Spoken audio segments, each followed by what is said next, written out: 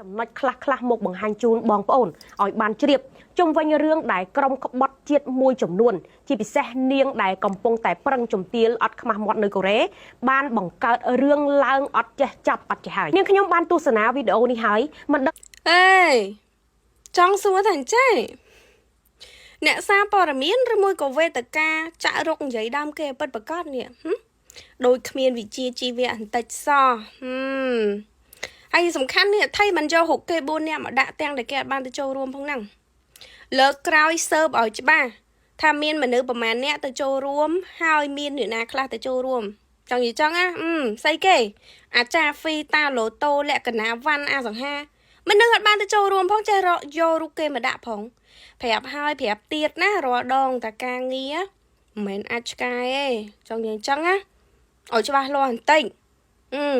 មែនលុំយកទៅលុយឲ្យមើលការងារឲ្យដូចអាចចង់និយាយចឹងណាហើយសួរតែគេនិយាយខុសឬមួយក៏ត្រូវណាអារឿងអក្រិតជនជាតិកូរ៉េ64នាក់ហ្នឹងណានៅពេលដែលមានដំណឹងថាចាប់បានអក្រិតជនជាតិកូរ៉េ64នាក់ហ្នឹងណាសួរថាតើកូរ៉េស្នើទៅខាងកម្ពុជាប៉ុន្មានដងឲ្យបញ្ជូនពួកវាមកវិញចាប៉ុន្តែបដិសេធមិនបញ្ជូនត្រឡប់មកវិញទេដោយយកលេសថាអក្រិតជនទាំងអស់ហ្នឹងបដិសេធមិនព្រមត្រឡប់មកប្រទេសកំណើតរបស់ខ្លួនវិញទេចានិយាយអញ្ចឹងបានទៀតអក្រិតជនណាសំខាន់អក្រិតជនឆ្លងដែនទៀតវាពាក់ព័ន្ធជាមួយនឹងប៉ូលីសអ៊ីនធឺប៉ូលចានិយាយអញ្ចឹងបានទៀតអញ្ចឹងបានន័យថាច្បាប់នៅក្នុងប្រទេសកម្ពុជាបង្កើតឡើងដើម្បីសម្របតាមចៅសម្របតាមអក្រិតជនអញ្ចឹងមែនមានច្បាប់ហើយនៅចៅប្រាប់ថាអញចង់ឬក៏មិនចង់តាមអំពើចិត្តបានទៀតឧទាហរណ៍ឲ្យងាយយល់ណា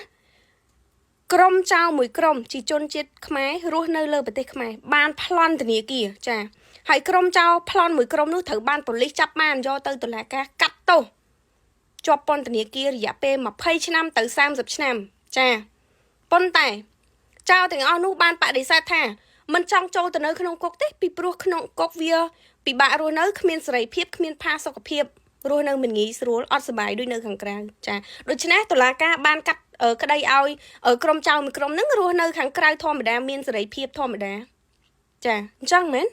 អញ្ចឹងសួរតាច្បាប់ហ្នឹងបង្កើតមកដើម្បីអីបង្កើតមកដើម្បីសម្របតាមចិត្តចៅ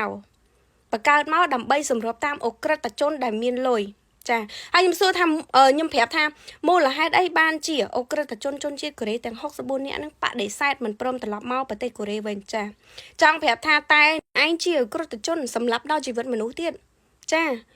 បើមិន20ឆ្នាំ30ឆ្នាំនៅក្នុងគុកទេក៏មួយជីវិតដែរចង់និយាយចឹងបានវាអត់ចង់ត្រឡប់មកវិញហើយមូលហេតុអីបានវាចង់នៅស្រុកខ្មែរ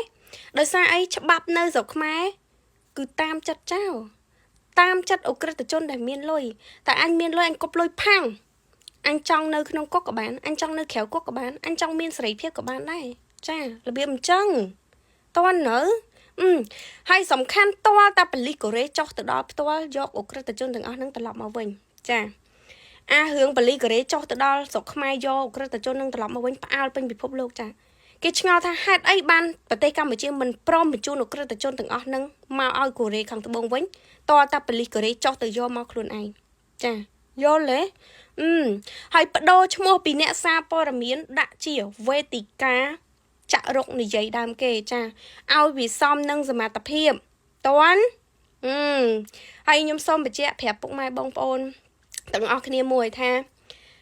កំពុងតែមានអ្នកព្យាយាមយករូបនាងខ្ញុំទៅកាត់តដោយប្រើកម្មវិធី AI បង្កើតជារូបភាពអាភាសចាហើយប្រសិនបើមានរូបភាពទាំងអស់នឹងលេចចេញមកខ្ញុំសង្ឃឹមថាពុកម៉ែបងប្អូនទាំងអស់គ្នានឹងយល់ចាហើយខ្ញុំសូមបញ្ជាក់ប្រាប់ពុកម៉ែបងប្អូនទាំងអស់គ្នាមួយទៀតថាវិធីសាស្ត្រឬយុទ្ធសាស្ត្រក្នុងការបំផ្លាញអ្នកតស៊ូមតិមិនថាក្នុងប្រទេសឬក្រៅប្រទេសគឺគេមានរាប់រយរាប់ពាន់រាប់លានចម្ពុកដើម្បីបំផ្លាញអ្នកតស៊ូមតិចាហើយមានយុទ្ធសាស្ត្រមួយចំនួនណាពុកម៉ែបងប្អូនទាំងអស់គ្នាស្មានអត់ដល់ទេចាចង់និយាយអញ្ចឹងណាអ្នកយុទ្ធសាស្ត្រវ័យក្មេងនៅអាស៊ី